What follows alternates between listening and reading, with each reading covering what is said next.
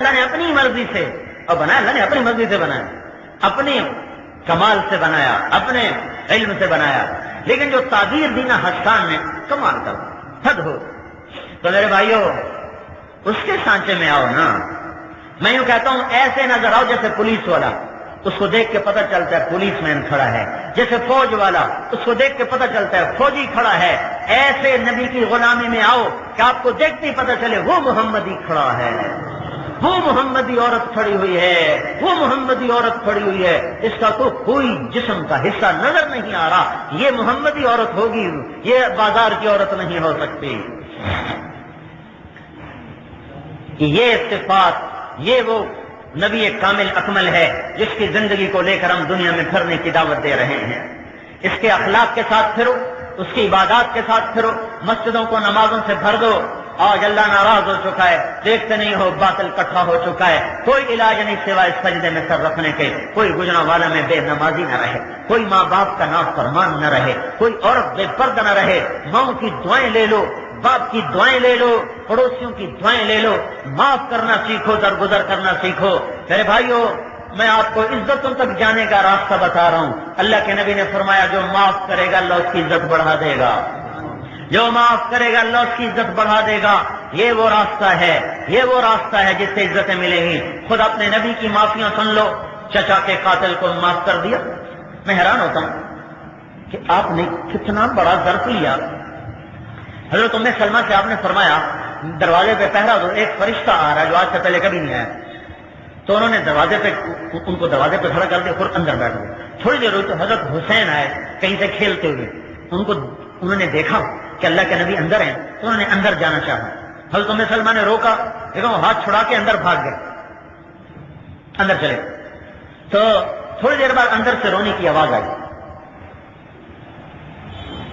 تو تمہیں سلمہ رہ نہ سکی، اندر گئی. کیا دیکھا؟ اپنے حضرت حسین کو سینے سے لگایا ہوا اور زار و قطار رو رہے. ہم نے کہا یا رسول اللہ کیوں رو رہے ہیں؟ کہا یہ فرشتہ جو آیا تھا مجھے بتا گیا ہے کہ میرے اس بچے کو میری امت شہید کر دی، اور مجھے اس کی مٹی دکھائی جہاں اس کا خون گرایا جائے گا. حضرت علی رضی اللہ تعالیٰ عنہ صفین کی لڑائی میں جا رہے تھے تو جب اس میدان سے گزرے کہ صبرن ابا عبداللہ، صبرن ابا عبداللہ، صبرن ابا عبداللہ، ابو عبداللہ صبر، ابو عبداللہ صبر. تو لوگوں نے پوچھا آپ کیا کہہ رہے ہیں، کیا کہہ رہے ہیں؟ کہا یہ وہ زمین ہے جہاں میرے بیٹے کا خون گرایا جائے گا. ایسے میں اس کو کہہ رہا ہوں صبر کرنا، صبر کرنا، صبر کرنا. تو ابو عبداللہ، عبداللہ کے باپ، عبداللہ کے باپ، عبداللہ آپ کے سب سے چھوٹے بیٹے تھے، سب سے چھوٹے بیٹے. جب ساری اولاد کٹ گئی، ساری اولاد کٹ گئی، 23 گھر کے فرد تھے، 23 گھر کے فرد تھے، باقی دوسرے تھے. ہے تو آخری بچہ عبداللہ رہ گیا. تو اس کو بلا کے گود میں بٹھایا اور اسے پیار کر رہے تھے، اور وہ بے قرار تھا، پیاس بھی تھی، شدت بھی تھی. اس کو تسلی دے رہے تھے اور اس کو وصیت کر رہے تھے کہ اچانک حرملہ بن کامل ایک ملعون شخص تھا، اس کا سنسناتا ہوا تیر آیا اور اس معصوم عبداللہ کے گلے کے پار ہو گیا اور اس کی پیاس اس کے اپنے خون جگر سے بجھی. تو حضرت حسین نے خون اپنے لے لیا دونوں ہاتھوں میں، پھر آسمان کی طرف اٹھا دیا کہ اللہ میں ایسے بھی تجھ پہ راضی ہوں، تو ہی سمجھے گا. اتنے عجیب واقعہ میں پڑھ نہیں سکتا ہوں. اور اللہ کے نبی نے ان کے لیے بد دعا نہیں کی. یہ بتانا یہ چاہتا تھا ان کے لیے بھی بد دعا نہیں کی، ان کے لیے بھی بد دعا نہیں کی. اتنے بڑے ظرف رکھنے والا نبی، اتنے بڑے حوصلوں والا نبی، معاف کرنا دیکھو تو اس کا معاف کرنا کیسا ہے. اپنی اولاد کے ساتھ یہ کرنے والوں کی دنیا میں ان کے لیے کوئی بد دعا نہیں. اللہ کی اپنی گرفت ان کے خلاف چلی، اللہ کے نبی کے ہاتھ نہیں اٹھے ان کی بد دعا کے. اور جس دن شہید ہوئے حضرت حسین تو تمہیں سلمان سوئی ہوئی تھی، خواب میں دیکھا حضور صلی اللہ علیہ وسلم کے سر میں مٹی، جسم پہ مٹی، داڑھی میں مٹی، ہاتھ میں بوتل، اس میں خون. کہا یا رسول اللہ کیا ہوا؟ کہا حضر تو مقتل حسین، حسین کی موت دیکھ کے آ رہا ہوں، یہ اس کا خون ہے اور اس کے ساتھیوں کا خون ہے. میں قیامت کے دن اللہ کے دربار میں یہ ضرور پیش کروں گا.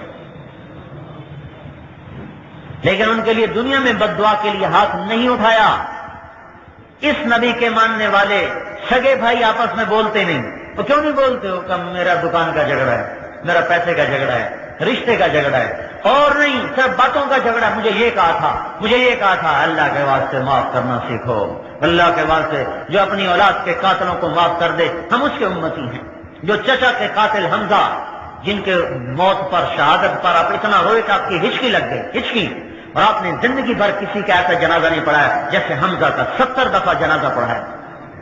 جب اس کا قاتل آیا تو آپ نے اس کو بھی معاف کر دیا, جاؤ معاف کر. حنین کی لڑائی میں تلواریں چل گئیں, شکست ہو گئی, پھر فتح ہوئی. 6000 قیدی پکڑ کے آئے گئے, 6000 قیدی, اور آپ ان کو تقسیم نہیں کر رہے کہ شاید وہ آ کے معافی مانگے, میں سب کو چھوڑ دوں. ہفتہ گزرا, 2 ہفتے گزرے, 20 دن گزر گئے, 25 دن گزر گئے, وہ معافی مانگنے نہیں آئے. آپ نے کہا اب تو آتے نہیں, آپ نے تقسیم کر دی. تقسیم کیا تو وہ پہنچ گئے, کہ یا رسول اللہ, یا رسول اللہ, ہم تو آپ کی خدمت میں آئے ہیں.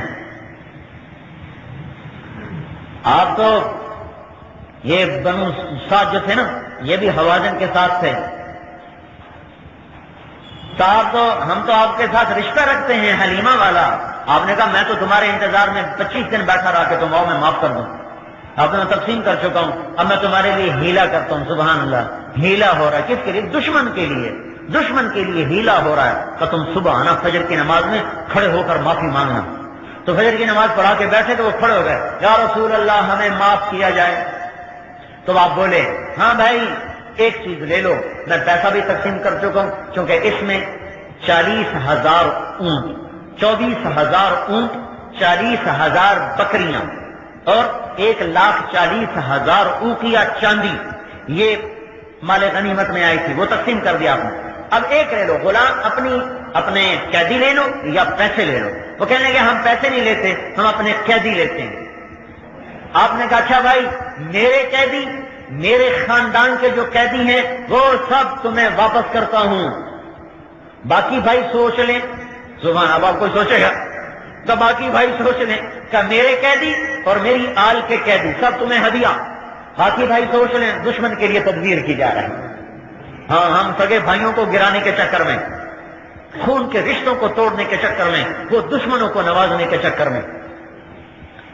تو سارے صحابہ نے کہا یا رسول اللہ آپ نے آزاد کیا, ہم بھی آزاد کر. 3 سردار اڑ گئے, وہ نئے مسلمان میں تھے. عیینہ بن حصن الفزاری, اقرع بن حابس, عباس بن مرداس السلمی. انہوں نے کہا ہم نے آج تک کوئی لڑائی ایسی نہیں لڑی کہ لڑنے کے بعد پھر قیدی واپس کر دیں, ہم نہیں واپس کریں گے. سبحان اللہ, آپ نے یہی نہیں کہا گستاخ رسول ہیں, ہے منظور ہے.